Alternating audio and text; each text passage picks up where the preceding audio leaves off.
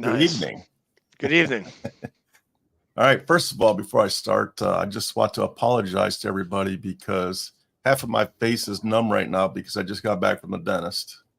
So I'm going to lean on Andrew here to do a lot of the talking, which is usually not a problem.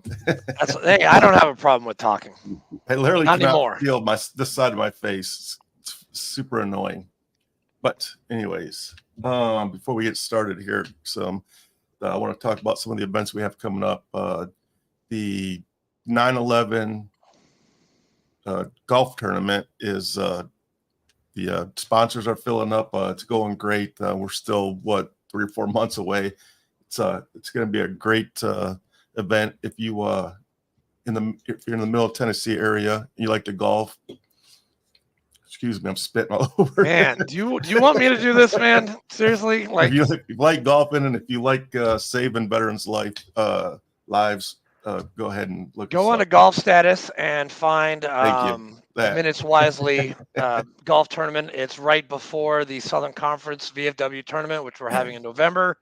It's really easy. You can register, you can sponsor, you could do, it's pretty awesome. And Golf Status, they make it so you can have live scoring during the game. So tomorrow, when we all get paid, I will be sponsoring a hole for his tournament.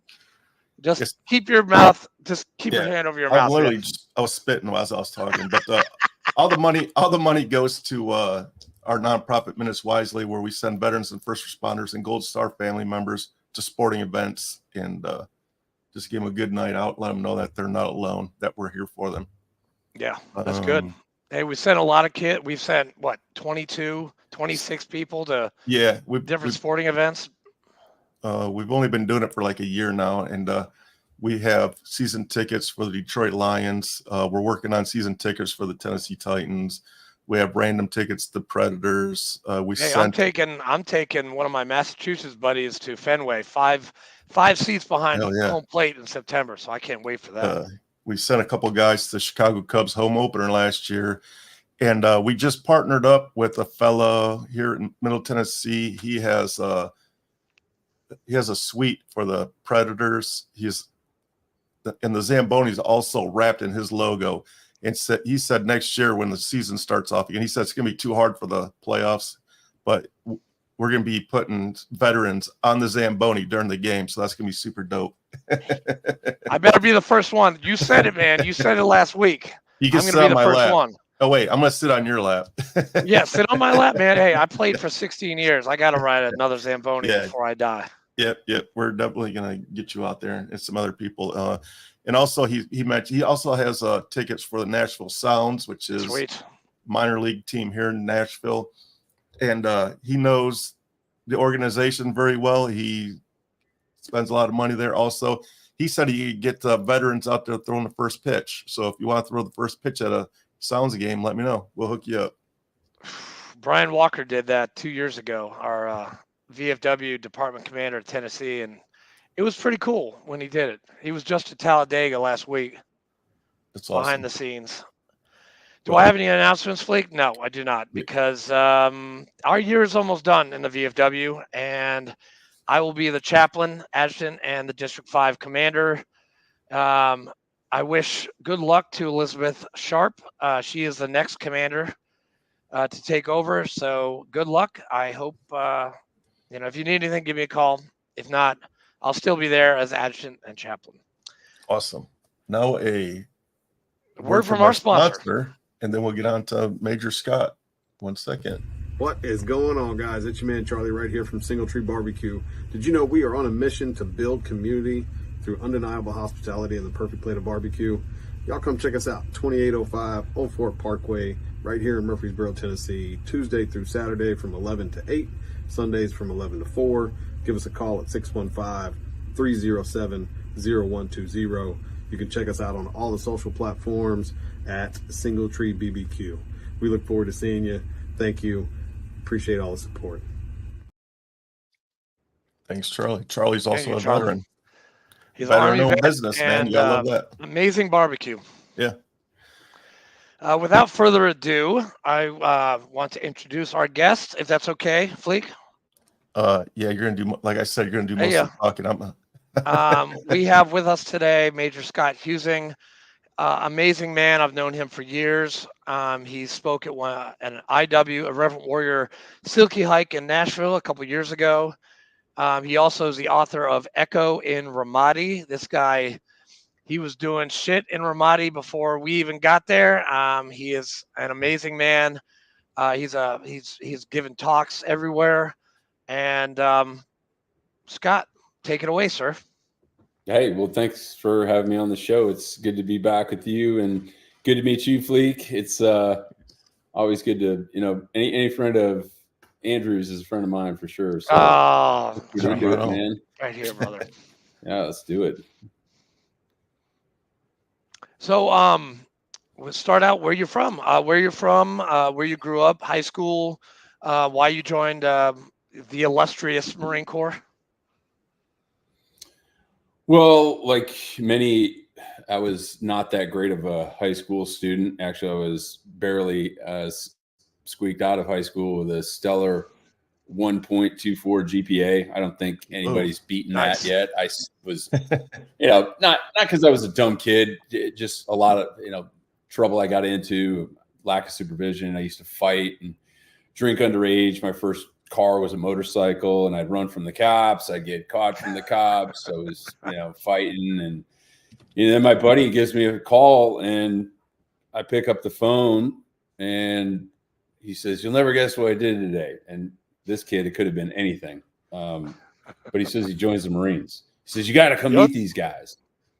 So I go down, I don't know, it was probably that day. And, I meet these recruiters, and there's 3 of them. And you know how some of the offices are painted in camouflage, and they're all wearing their medals and ribbons. And, man, they talk a pretty mad game. They're great salesmen, and everything they advertised, I thought to myself, as a guy that up until that point had led a very high risk lifestyle, I looked at these Marines and I thought, man, there is no bigger group of risk takers I've ever met in my life. And they delivered in folds. So I enlisted and went to boot camp, graduated, Desert Shield, Desert Storm. And then, I realized the value of a college education. I realized that was a part of leadership at any level. And so I stayed active with the reserves in college as a machine gunner. And then I was actually going to work with the U.S. Federal Marshal Service, but there was at the time some hiring freeze or government shenanigans going on. So this sergeant calls me up, and God bless the sergeants that make the Marine Corps go around. This recruiter called me and he says, "Hey, if you could come take a physical and a fitness test, we can get you to officer candidate school in January." And it was I'd always wanted to go back in, and I wanted to continue to serve in some capacity. And, the rest is history. And you fast forward some 15 years later as a not so young captain. That's where my story picks up. And what I wrote about in Echo and Ramadi is my time as a commander of over 250 Marines, soldiers, and sailors as we fought during the surge strategy in the deadliest city in Iraq. And when I say it's the deadliest city, that's not hyperbole. It was the most dangerous place, and we lost more Marines and soldiers in that city during the wars in Iraq and Afghanistan than any other city. It was pretty much day on, stay on. We were in direct contact and firefights with the enemy every single day, 2-3 times a day, some of them lasting up to 5 hours. So it was pretty much the Super Bowl of being a grunt, and to be a commander of, so many brave men and women and interpreters that fought alongside of us. It was truly the pinnacle of my career. That's the best way I can describe it. See, guys, I'm not talking shit. Ramadi was fucking scary. All right. Listen to us. Okay. We've been there. It was horrible. I know not. I'm not talking to you, Fleek. I'm talking to our 580 cities that's seeing this podcast right now. Sorry, Scott. Continue. No worries. I think one of the things I always talk about, and everybody always likes to talk about the war stories, but my book really isn't a war story. It's a book about people, and it's a book about leadership and team building and overcoming adversity. And it's this power of human connection that we share as veterans and those that served our country, and not even necessarily those that fought in combat or were in a combat zone. I could give two shits if you fought in a combat zone. If you served your country, that matters. If you were turning a wrench on a plane or kicking boxes on a ship, your service matters. And I crush people into fine powder every time they'll engage with me or something. They'll say, "Oh, sir, I was just this and I was just this." I'm like, no, you weren't just anything. You served. And that is a very elite group of the U.S. population, less than half of 1% of over 330 million people. So I look back at that time in Ramadi in 06, 07. And for those that don't remember, and it's hard to believe it's been 20 years. We're talking about the 20th year anniversary of the first Battle of Ramadi, which in essence was a 2-year fight in that city of over 300,000 people. But the war had gotten so bad that the insurgency in Iraq especially had become this giant game of whack-a-mole, where they'd pop up in Fallujah or Baghdad or Najaf, and we'd hammer them down into fine powder. So we really needed an additional 20, 30,000 troops on the ground. And that's when General Abizaid, Dave Petraeus, and George Bush ordered the surge, which flooded the battle space. It just so happened that Ramadi was the place that they chose to stand and fight at the time. It was probably pure luck, if you want to call it luck, the amount of fighting that we saw. But I'll tell you this too, when I talk about service, it's these young men and women that, when I say young, I always try and remind people, and it's not lost on this audience, I'm sure, that the average age is 18, 19 years old. And that's the type of experience that you're dealing with. And I never really thought about it, because I was a 35-year-old captain with multiple combat tours, a lot of life experience, and all these superhuman acts that I was asking these young men to do every single day in and day out. They did it unhesitatingly. And I think back all of the trauma that they saw too. And it really took writing the book. And this isn't some catharsis of being a writer or an artist of any sort. It's the fact, when I look back, I realized how young these men were, that most of them that did so many great things, they were playing high school football the year before. Some of the sergeants, these guys who'd been to Ramadi a year before, these salty sergeants, they're all of 22 years old. You look in comparison to some of the things we're seeing on, the social landscape, these universities, everybody gets bent out of shape. I especially love veterans that get bent out of shape when they see these protests. I tell you what, the people that serve our country are the best that there is. But I always remind people, you show me a great, protest going on in the news, I'll show you a great democracy in action. That's why we fight, is so everybody has the right. So it doesn't bother me what's going on. What bothers me is the lack of leadership at the university level, at the municipal level, all the way to the state and federal levels, to really lead and educate those on campus, to bring both voices together. But when I look back at my time, fighting in any of the wars I fought in, and 24 years of service in over 60 different countries and 10 deployments, that's why we do it. Everything we see on TV, and we're so inundated with so much information. I think that gets lost, and that's a problem, because despite all the fighting and all the guys and women we lost, we've come upon this juncture right now where every service branch is suffering a critical, enlistment crisis. Mm-hmm. It is a crisis, and I've been working with several people to try and help solve that. Not sit around some bar stool and no offense, but like a VFW or the American Legion, just complaining about it like right. Some graybeard. I'm trying to really solve this problem, and we've made great inroads with the Marines and other service branches to try and really solve this recruiting crisis. But you're right. You're right. I mean, and you're not talking about our VFW because we're a lot of young people and we don't even have a place to sit and drink and have drinks.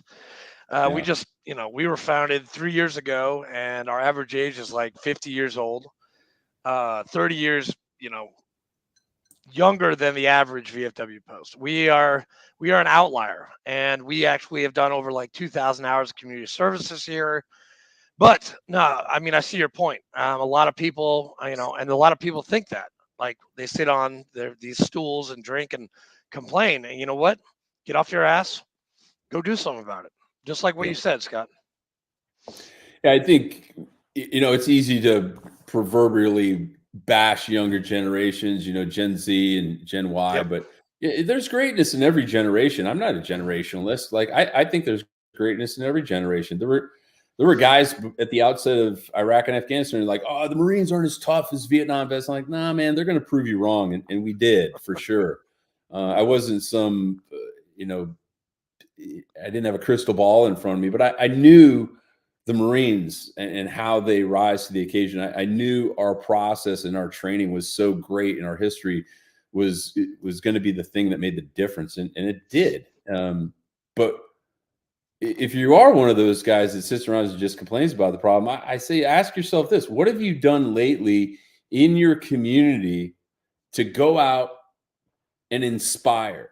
What are you doing? Are you volunteering at a local high school or a YMCA or reaching out to your local JROTC program and saying, hey, I'm a retired gunny, or I did 4 years, I got 2 combat tours. I'd love to talk to your kids someday about the value of military service and really inspire them and see what it's really like. Because I tell you, Andrew, I travel around the country and I talk to all the time, groups everywhere, 500 to 5,000 people sometimes in every different sector. And, it's become hyperbole to a degree where I say I sleep pretty safe at night, knowing that I was part of training this next generation of leadership in the military. But that's going to change if we continue to suffer the tragic numbers that we're losing of enlistees and officers in every single service branch. We're going to have a real problem on our hands, and this is a serious problem, especially when we've got China playing chicken with U.S. Navy warships in open waters. So many issues with Iran. Iraq, is basically a puppet for Iran right now. Everything going on in the Middle East. But there's a lot going on where somebody's going to try and pick a fight. And I got news for people out there, just a reminder. We never want a fair fight.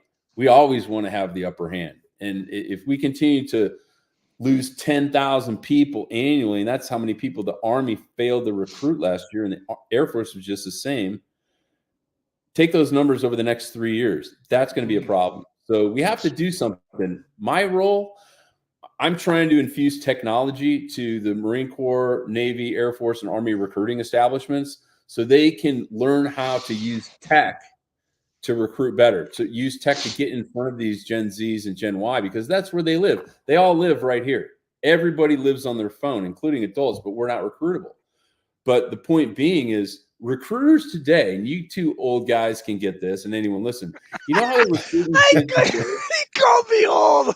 Oh, yeah, I feel it, Scott. How they're recruiting kids today? The same way we were recruited. Pull-up bars and business cards. I'm telling you, man, that's not how you lean forward and use technology and look into the future. So that's what I'm trying to do, and I'm doing it with this revolutionary company called ReviPro that's created this tech that not only addresses the recruiting, the retention, but also data collection, which they are woefully neglect on service-wide. So, wow, I've been pretty, I've done my part of, and I'm not asking favors. I've introduced these people to every C-suite level general officer and senior enlisted leader. And trust me, I went to the senior enlisted leaders first. One of them was John Troxel, the former SEAC, 2 SEACs ago, and CZ Colon Lopez is a good friend of mine. And now Sergeant Major Black has got the seat at the chairman level. But those are the guys I wanted their opinion first. And then we brought it to the general officers to try and see if we could help solve this problem. Damn. I had no idea that you were doing that, man. That's quite a feat. And I think it's a smart feat because These kids, they know tech. I mean, I'm still learning how, to use Facebook. And that was 2006 when Facebook came around, right? Yeah. Something like that. Well, hey, listen, we were busy in Ramadi in 2006.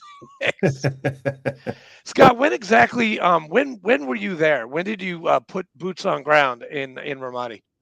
We got orders on the Marine Corps birthday, November 10th of 2006. And then we flew in probably 2 days later, did the advance party, and then we started occupying. It was before Thanksgiving. So damn. Okay. So yeah, we missed you by a month because we left in October, and you guys, we March 06 to October 6 was when 3.8 was there. So okay, yeah, we missed each other by like a month, but it was horrible. I mean, in October it was terrible. We had our biggest losses in April of 2006. We lost 4 in one day. Staff Sergeant McIntosh, Padilla, and then 17 for the rest of the summer. And I can't imagine what Ramadi was like after we left. Like, I have no idea. Can you tell us a little bit about your perception of Ramadi, like when you got on the ground?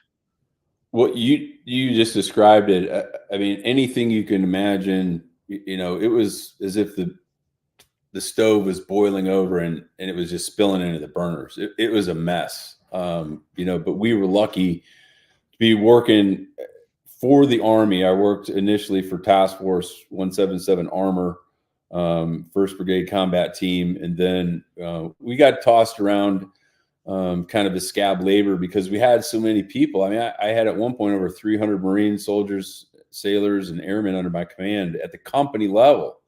Damn. So Army companies in zone were usually about 80 to 120. So we looked like rock stars. So we just kind of rolled through the city and bounced from task force to task force. But what's interesting too is I kept in touch with a lot of those commanders and the senior enlisted guys when I got back, because I heard rumors of 5K fun runs on Route Michigan, and I heard that rumor too. But I was pleased to hear that, not disappointed, because it really validated, I think, the combat actions of what was going on with everybody that was in that city. And you got to remember, Ramadi is a city of over 300,000 people, and they're not all there trying to fight you. Some of them were, and they were very well trained, but a lot of them just want to watch their kids grow up and drive a car for the first time, or go to the soccer game and watch their daughter get married.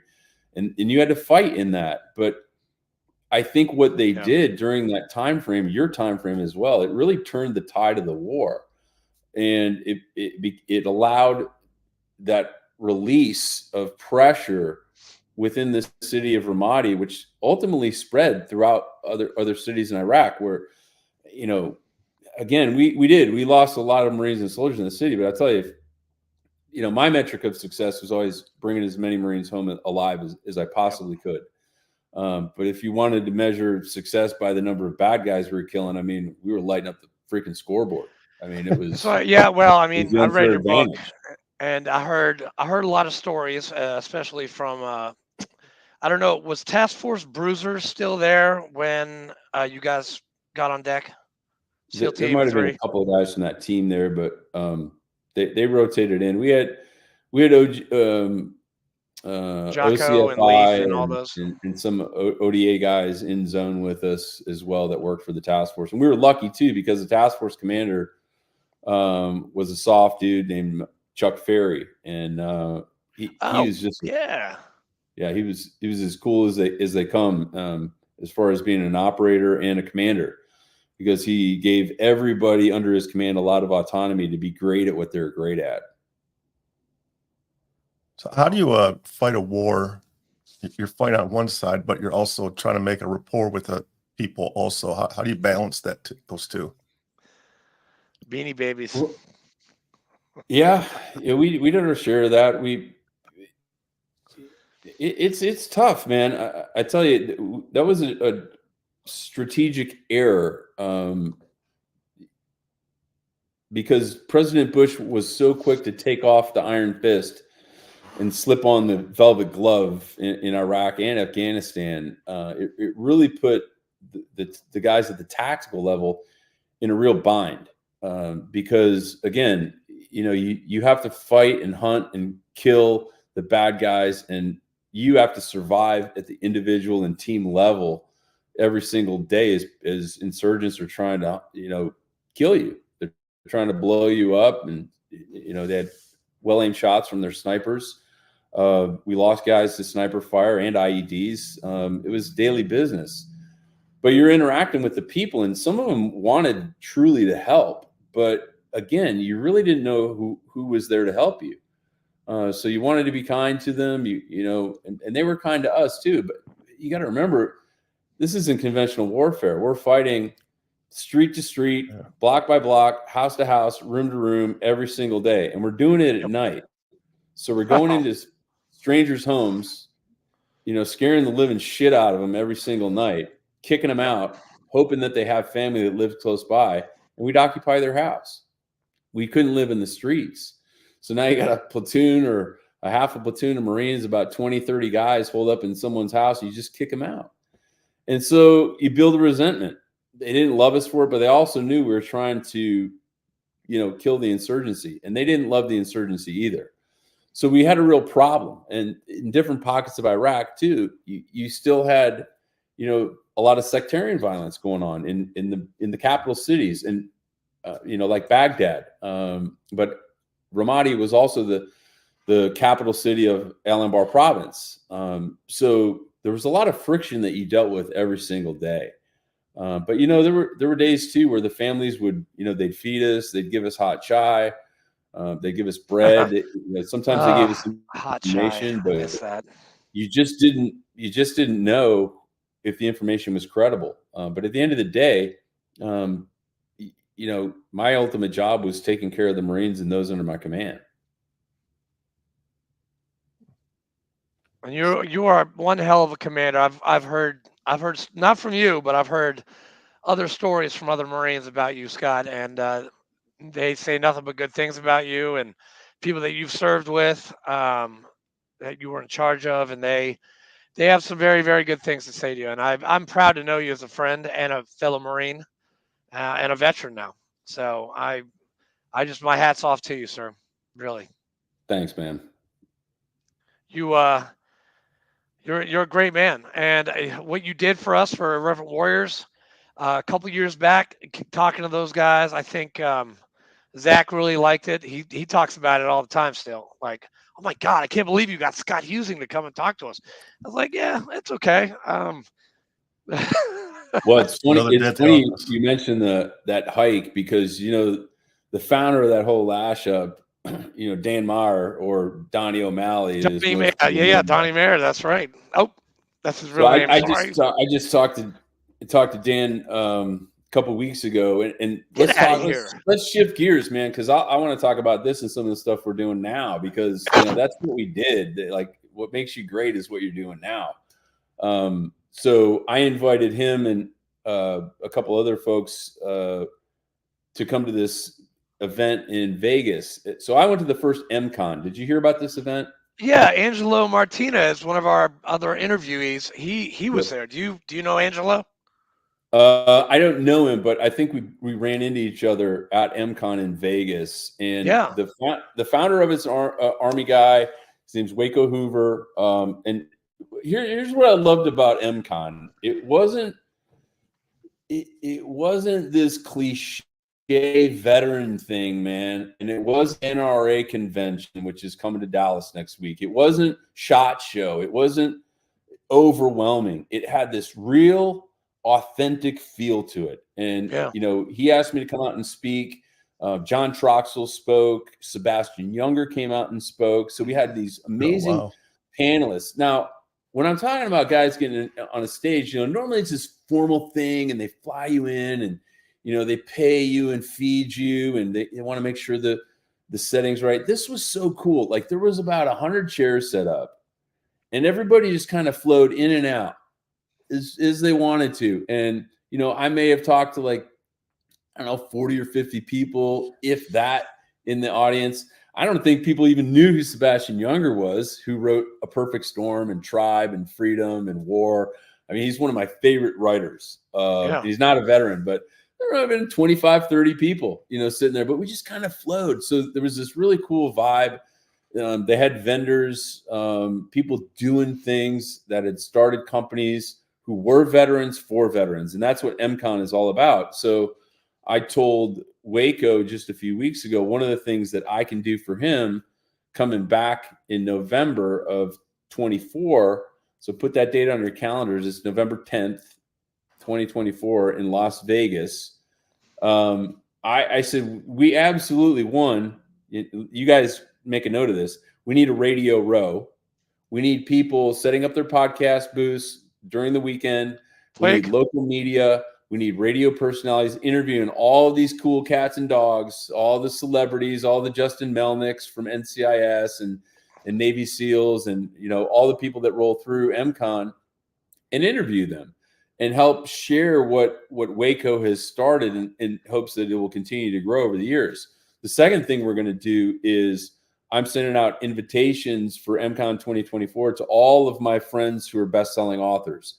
So we're also going to do a author signing. So on Friday or Saturday, we'll do like A through J and K through Z or whatever, but attendees will get to meet those who've written some of their favorite military books.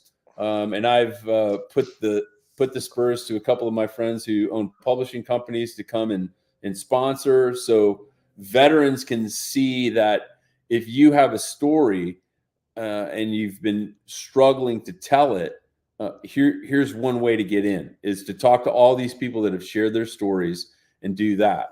And it's just a super cool event. It's on my calendar. We're doing this. Just Google MCon, capital MCON 2024. The link's on there. It's got the dates. It's got the schedules. It'll ultimately have all the speakers that'll be talking. But it's a cool event. And I'm going to be there again, absolutely. And then I'm going to have people from my company that I started here in Texas last year called Solid Copy Media.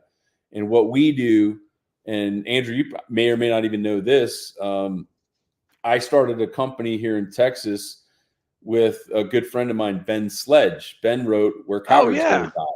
And he was in Ramadi with me. He actually worked for me.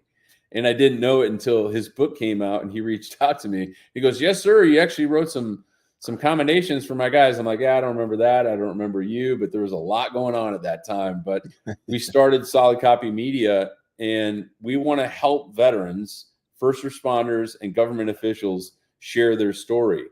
So what I'd been doing as a side hustle, essentially, coaching people and just having them Venmo me some cash for my time, I formalized it, and we started this company, and I brought in not just Ben, but I said, hey, let's bring in a bunch of other veteran and best-selling authors and publishers, ghostwriters, PR gurus, radio personalities. So if people want to learn how to do it, how to share their story, and not just sit around a party and listen to people say, you should write a book. And then you're like, yeah, I'm going to write a book someday. Do it.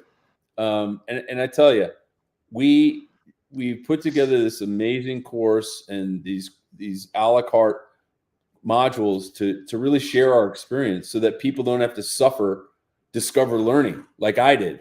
People are like, how'd you become a writer? I'm like, dude, well, I started this show off, man, 1.24 GPA. Okay. So everything for me was a Google search. How to become an author. How long is a book? How many chapters are in a book? How many words are in a chapter? How to find an agent.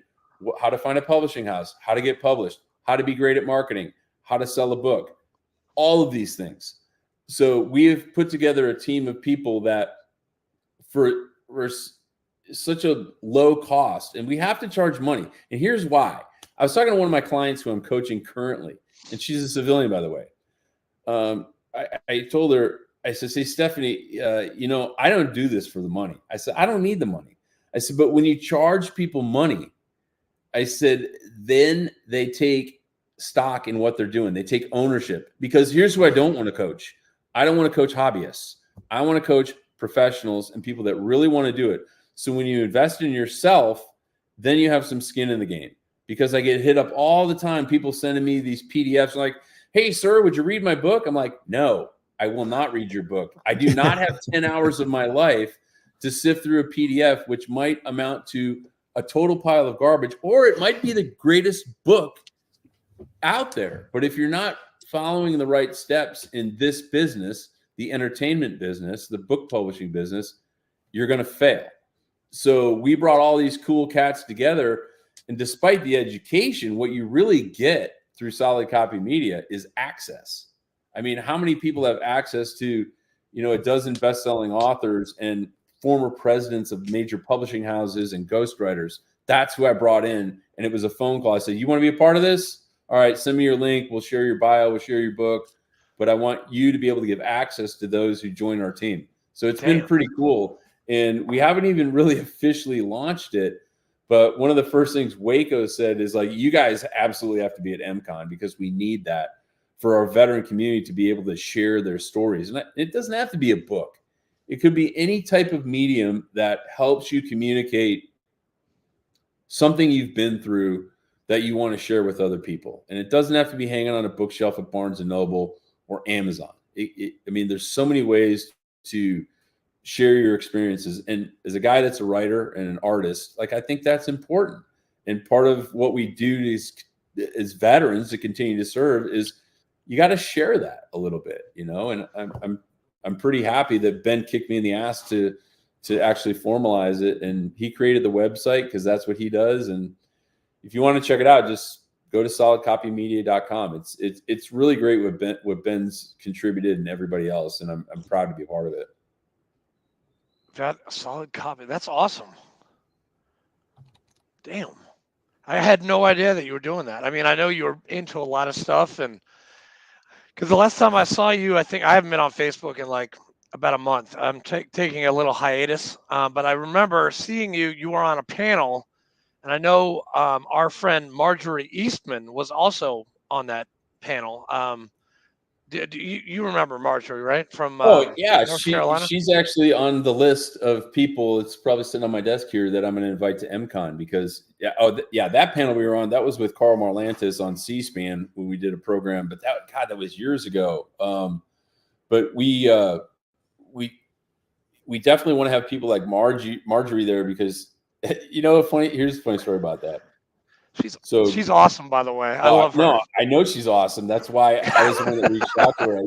Greg Datis, who's a dear friend of mine, is a retired Army colonel and professor he was at Chapman, now he's at SDSU. So he puts this together. He's got Carl Marlantis, who's brilliant 20-pound brain, Navy Cross recipient, rode Matterhorn, what it's like to go to war, Deep River, and his new book is out right now. I says, man, we got to get some balance on this panel. So we need female. I said, we need represent the other 50% of the population. I said, so we need some badass chick that, can, speak and write. And then I was like, bing, Marjorie. So I called her up and the rest is history. And that was the first time we met in person, but we've been dear friends ever since. And she's full throttle, man. I love her. She's awesome. She was, I first met her when, I was doing the Mission Continues, and she was in charge of Nashville, and we did all these things. We went to Mission Barbecue, we did KIPP Elementary School, and she was like the coolest person. And her son, awesome. That kid's nuts. I love that kid.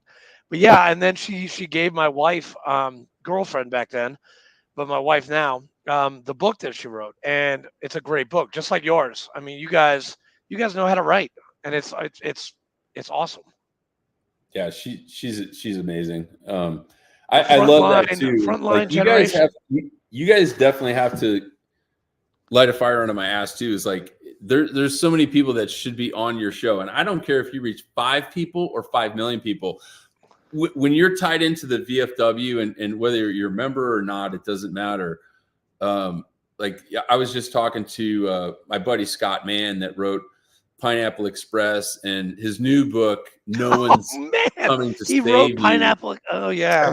It's coming out. Nice. And I saw him. He just did a thing. He's going to be on Mike Rowe's show. And I was like, hey, dude, like I've always wanted to do Mike's show.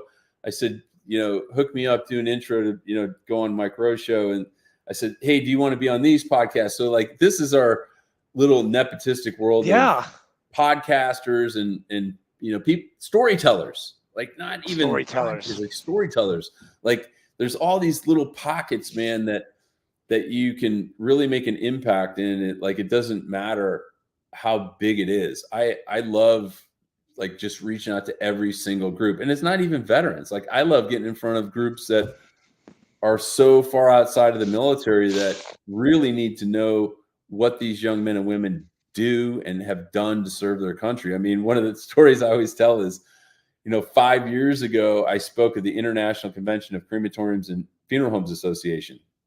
And people always kind of, look at me that look and like, what's this, door kicking badass Marine turned best-selling author speaking to a bunch of funeral home geeks? I'm like, why wouldn't I? Why wouldn't I want to talk to a group of industry professionals that go to work every day and they deal with people coming through the front door of their business on the worst day of their life, dumping all this trauma and baggage, and they got to compartmentalize it and still be successful in life? I'm like, I absolutely want to talk to them. So we talked, and it was cool because this last year in May, I was up on that stage with their Veterans Council, and I got to share that story with them. And it was awesome for me. I don't care if they enjoyed the story. Like, I just love sharing that every single time I tell that story, my connection to so many different groups, they're a really big part of that. So all these different pockets of people we influence through every different medium is so cool. I just thought of a person that I have to hook you up with. Mitch Fuller. He's a legislative guy, VFW. His wife is the secretary for Irreverent Warriors, Ellen Sharp. Danielle's met her, I think, in Fort Lauderdale the last time we were down there doing a hike together. But you need to talk to Mitch, and he is going to put you in front of a lot of people to speak, because I think that would be it would be good. Mitch, if you're listening, I got a guy for you. Okay, this guy right here, and he's Texas. He's Texas. He's always in the Capitol, always doing something. So I got his number. You're getting it right after we're done this podcast. Cool. Easy, man. And Brian Searcy, you've met him, right? With the Paratus group. Brian and I go way back, man. I'm glad you guys are tied in. And I was talking to another Marine today too, Todd Boating, who was with Carry the Load. Oh, Todd, yeah. Yeah. So Todd and Brian and Danielle, and we're bringing our Texas peeps together because we're all neighbors now. But they're doing great things as far as leadership. Brian's situational awareness with the Paratus group. Preparing. I know you have talked with him, and he's been a guest. But I signed up for Paratus group like that day. Like, I'm paying $7.99 a month to get this great training. Which, by the way, I love Brian because everyone needs to have this training. But you and I and Fleek, we got this training, but it's really in depth. Like I do it like for at least an hour every single day since I've gotten it. It's awesome. Yeah, he's such an unassuming guy, and but most people, like, when you peel the skin back, former wing commander in the Air Force, retired colonel. I mean, the guy is all business, and he's just a great human being. I mean, yes, he and his wife Heather they're some of our best friends, and they're probably part of the reason why we moved to Texas, because we love these guys so much. Well, please tell the Cersei's I say hello, and Fleek too. Yeah. Tell me we don't want him back on the show, because I want to talk to him about his military experience. Yeah, we we went more Paratus group. Yeah. And we kind of missed out on his military service. So yeah. And we might have to do a part 2 with you too, Scott, because we talked a little bit about Ramadi, but you've been to Desert Storm. What other deployments did you go to? You did 10, right? Yeah, 10. Yeah. 10. Yeah. I mean, I was, Iraq, Afghanistan, Desert Storm, Horn of Africa. I've, been to Okinawa. I've been to Africa. I was lucky, I just got on the bus, man. But God, I haven't heard that in a long time. I think I was very fortunate too, because I was always I have over 8 years of command time in a 24-year career. That's a lot, because it wasn't through any luck or I don't know, selection, or maybe it was luck, who knows, but I didn't ever do recruiting duty. I kind of bypassed the whole Pentagon tour. So I was always in an operational unit where I was in command of Marines and sailors. And, I'm not saying that being on recruiting duty is a bad thing. That's a tough job, especially now, like we were talking about earlier. But every job you do in the military broadens you. But I find myself very, very lucky to have been in command. Yeah, because it seems like you were always in a forward unit. Yeah. Which, speaking of that, in your travels, did you ever meet a Lieutenant Colonel Matthew G. Sinclair? The name sounds familiar, but I don't think. Okay, he was my battalion commander. He got out as a colonel last year. I was just wondering if he's a really good friend of mine. You're East Coast guy, though. Yeah, you're a Hollywood Marine. Yeah, there's a great divide, and there is a huge divide. Yes. Yeah. Hey, Fleek, who is that Sergeant Major that we talked to? You might know him, Sergeant Major.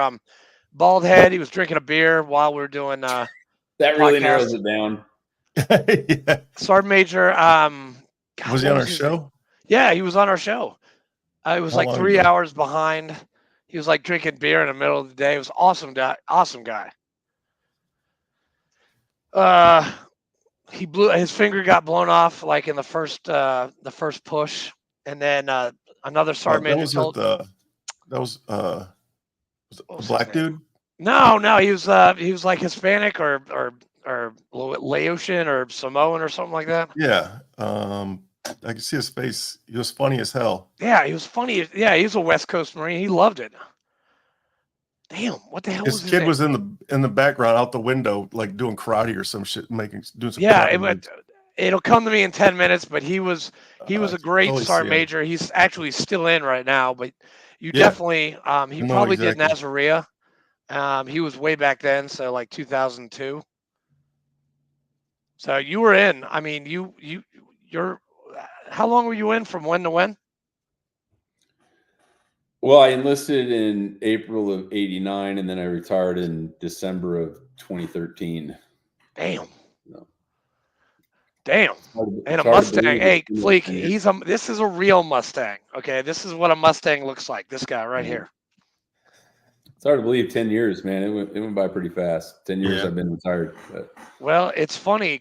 Next month, June 21st, 2004, 20 years ago, I stepped on those yellow footprints. How many years ago? It's 20 years ago. Yes, I'm a boot. Yeah. Yes, I know. I understand. April 24th, 6 days ago, was 35 years for me. Shut up. Damn. What battalion were you? 2nd Battalion. So was I. That's right. Fox Company, baby. Yeah. Wow. Did you have this is a boot camp question. You on Sundays, was that your senior drill instructor square away day?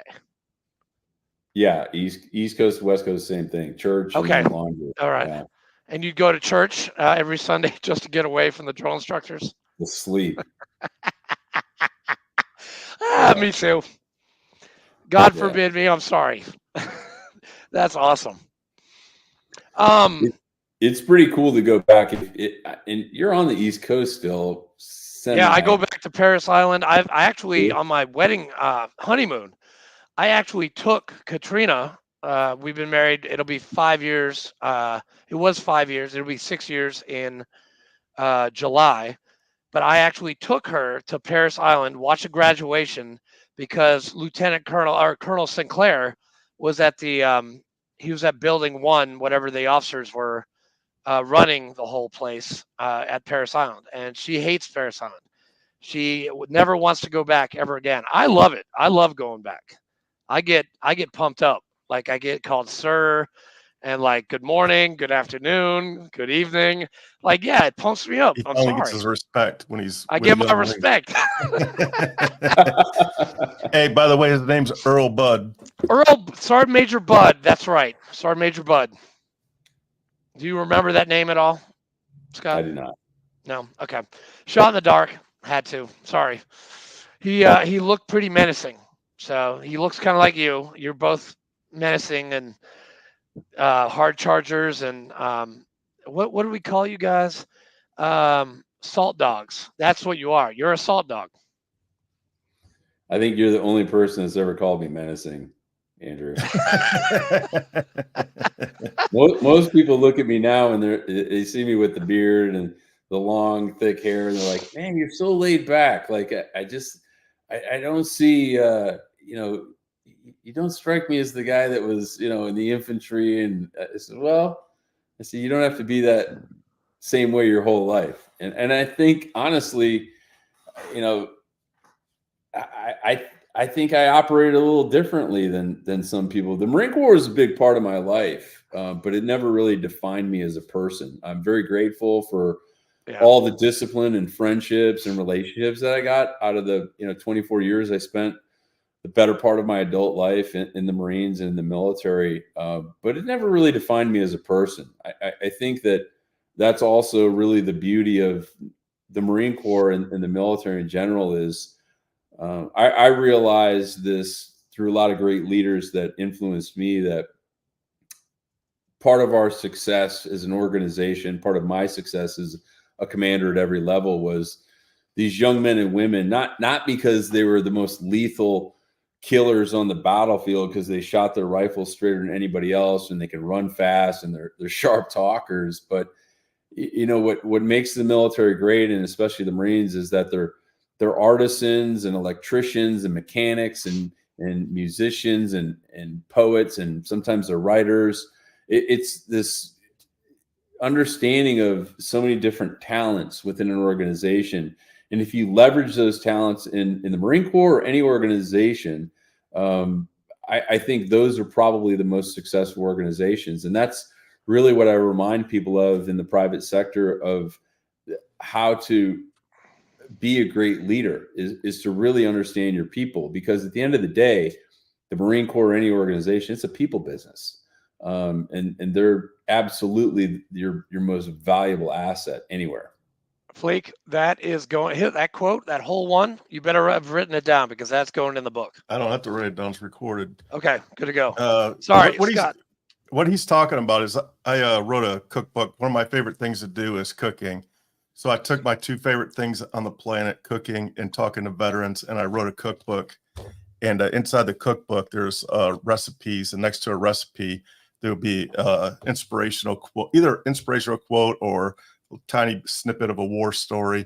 And it was super emotional putting this together, and people loved the concept, and so it was pretty awesome. So that's what he's talking about.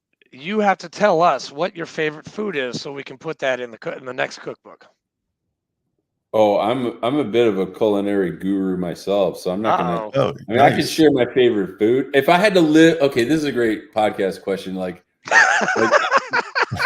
no, I was just okay. So last week, or it was a couple of weeks ago, I was down in Austin in studio with Mike Ritland on Mic Drop, and he's great because he does like, what's your daily routine in the morning? What do you eat for fiber? What do you like? How long do you sit on the toilet? Like he builds it up, and then they get into more esoteric questions. But here's a good question: if you could only sustain yourself off one meal or food group the rest of your life, what would it be? Mine would be chips and salsa. Oh, that's a good one. That's a good one. That's not really a meal though. Chili mac for me. Yeah, but I never get tired of chips and salsa. I could eat it. I never get tired of that either. Dude, hey, Fleek, we'll do the chips. We'll make them like from scratch, and then we'll make the salsa, and we'll put like extra cayenne pepper because Major Scott Heusing is extra spicy. Hey, so do you have any recipes that you would share for the next cookbook? Oh yeah, definitely. I got some killers. Now, I grew up, people often ask me, again, there's a lot of layers. I love to cook. but I was a latchkey child growing up. Like, parents are divorced at a young age. So I started off with the standard fare of Kraft macaroni and cheese and hot dogs, diced up, sometimes at an angle. My brother loved that. So, it grew from there. But now, I love looking at new recipes, and Instagram's such a mind blower because I see stuff on there. I'm like, I got to make that. So I send it to Danielle. She sends me stuff. So we're always creating stuff in the kitchen. The same way. And, but yeah, I've got some recipes that I learned and stole and modified from my days working in the food service industry in college. And, it's funny, it's great that you wrote this cookbook because food is such a unifying thing. And I'm working on a series of children's books right now with some celebrity chefs because food is a big part of it. And so it's, tying kids and parents and cooking. And like, we've put this together, and it's this nine books in the series with these cool characters. And one of the Marines who did the illustrations was in my battalion. He's a phenomenal cartoonist, and we're getting ready to pitch this thing right now. And I love it that you put a cookbook together. So count me in for a recipe. Yeah. I'll shoot you an email. If Gordon Ramsay, I hope you got Gordon Ramsay for your book. I really do. I love that. Well, right now, Chef Andrew Gruelle is one. Nice. Chef Robert Irvine is one. Hey, he's SAS, man. I met that guy. He saved a restaurant in Nashville, and I swear his arms were like as big as my head. I was like, he's a great human too. Oh, he's super nice, but I was like at the position of attention, looking up, and I was like, "Oh, please don't kill me, man!" Nicest guy ever, Chef Irvine, and a great love you, Chef. Supporter of veterans. The Robert Irvine Foundation. Yep, I just got an email from them. People always ask me, like, if they're wanting to give money to veteran nonprofits. Absolutely, the Robert Irvine Foundation is one of them. Semper Fi Fund, America's Fund, great nonprofits. Big Fish Foundation, Brian Chantosh, another great one. There's a lot of them out there, but like anything, people always want to get information and make sure they know where their money's going. They're doing the right thing, yeah. Yeah, right on. We're closing off on the top of the hour, and we always ask our guests this question, Scott. So it's called our saved rounds. You've heard that many times. You've probably said that a million times to all your troopers. Our saved round for you is, what advice would you give to the man or woman who is enlisting into the military, be it Marine Corps, Space Force, Coast Guard, whatever? What advice would you give to them? My advice to anyone who recently joined the military would be to do your best every single day and understand that the impact that you are making may not be seen ever, but you need to understand that you will make an impact. So do your duty every single day and understand that whether you see it or not, you're making an impact. For most of us, we do get some feedback, but we don't serve to seek that out. We don't want gratitude. We don't want thanks. We don't want recognition for our efforts or our leadership. But I'm telling you, it may take 5, 10, 50 years, and you may never see that. But I'm telling you, at some point in your life, there'll be someone that comes back to you that said, "Hey, you remember that time?" And it is a very gratifying thing. It's a human thing because we're human beings, and you receive that back knowing that you did your best every single day and that you did more than most were willing to do or capable of doing in America. That's something to be very proud of. That was beautiful. Yes. He hit the nail on the head right there. That was awesome. But Scott, thank you. Fleek, do you have any questions before we? No, but I definitely think we should do a round. We definitely need a number 2 with him. We definitely need anytime, you guys. I'm so happy that we got connected on this podcast. I think it was because Brian Searcy was on the show, and then you sent me the link. So, and I actually said to Danielle, I was like, Danielle, get your fiance on the podcast like now, or I'll never talk to you again. And she was like, okay. Speaking of Scuttlebutt, there we go.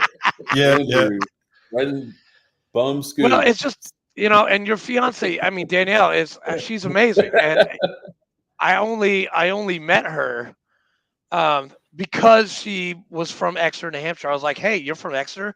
That's really cool. Like I kind of like stalked her, and then she wound up to be this amazing person. Her son's in our VFW. Amazing human being. I mean, if it wasn't for you and that our whole time, through veterans and everything, you guys wouldn't have met. Oh my God, just the light of my life. And she told me that. Amazing human being. Yeah, so. She just said that last week, and I didn't even remember it. I don't remember. You were there. I love that event too. And then not just the fact that I met Danielle, but you picking me up from the airport, Richard. He's doing a podcast on his phone. I'm like, do you want me to hold the wheel? Like I could hold the wheel. Oh my God, I was doing a podcast while I'm driving. The boondocks. I'm like, I never met this guy in my life. I'm like, he's a Marine, and sure enough, hey, we're good at multitasking, so I can drive and podcast at the same time. Andrew's nuts, man. He's always doing 3 things at one time. Hey, this kid got NJP'd for drinking at Camp Fallujah in 2005. So.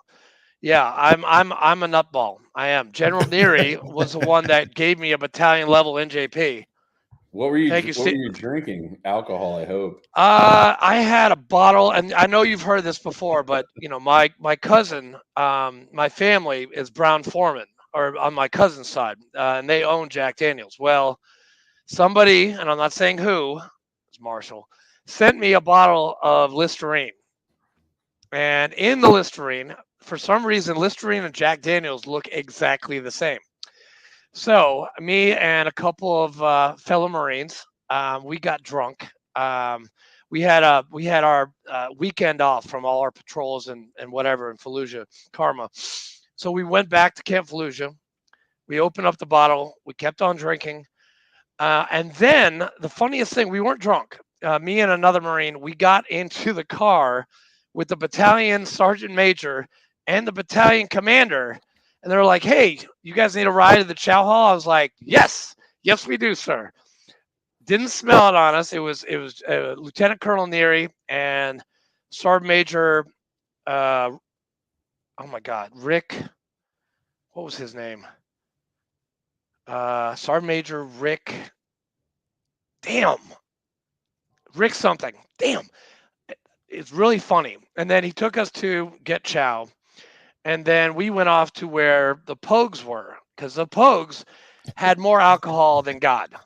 And so my guy, he left. I stayed and got hammered.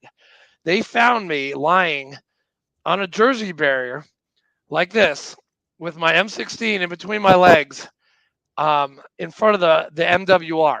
And I came to, and I see these 2 gold oak leaves. And I looked up, and I was in my head, I was like, holy shit, I'm fucking dead. You're telling a story to a Marine commander. Yeah, because he'd probably find it very funny. Everyone else did. It's not funny. Because of me. You can say to shock me. Because he's probably NJ'd people for less than that. But I woke up and I said I was dehydrated. That was the first thing that came out of my mouth. And my gunny, my platoon sergeant, he found out that I had gotten caught like this, and he came over, Gunny Hill, Master Sergeant Hill. He came over and he got the truth out of me. And he was the scariest son of a bitch I've ever met. I saw him last August at our reunion, and he and I were just cracking up. But yeah, he got the truth out of me, and I was kicked out of the platoon. I went to headquarters, and I had to scrub porta shitters for about 6 months, plus patrol, plus post, plus I did convoys. So whenever First Sergeant Guzman or Captain Liston had to go and talk to Lieutenant Colonel Neary, I was on the convoy, on convoy security. And that was 6 months. That was a horrible deployment. I was a shitbag. I was a Blue Falcon. I was I was bad. And then I didn't learn until Ramadi to actually become a good Marine. Lost weight, started doing like 30 pull-ups. I was like 182 pounds. I got my Purple Heart. I was a lean, mean fighting machine. And the first deployment, I was like feet to the fire, like I'd never been shot at, never been blown up, and I was like, what the hell did I just do? And I should have died in Karma, and I didn't. I had a good squad leader that saved my life, and he taught me how to be a better Marine. So, and he passed away actually last year. He was only 42. He passed away from a heart attack. Wow, 42. God rest his soul. We were at his funeral. There were more 3-8 Marines at his funeral than there were family members. So, as you said, we are a people. We love each other. We stick up for each other. We'll do anything for each other. And I know, Scott, you'll do anything for a Marine. I'll do anything for a Marine. Fleek will do anything for a Marine and for a Navy guy and for Space Force and Coast Guard. And that's what. Coast Guard. Well, maybe not the Coast Guard. I don't know. Maybe. Damn puddle pirates. But no, Scott, we love you, man. Thank you so much for being with us, and we love you. Appreciate you, man. Thank you very much. Yeah, and stick around for us. Yes, definitely. It's our pleasure. It's quite an honor. Just stick around for a second after we hit end record. Thanks everybody listening. Peace out. See you next Sunday. See you guys.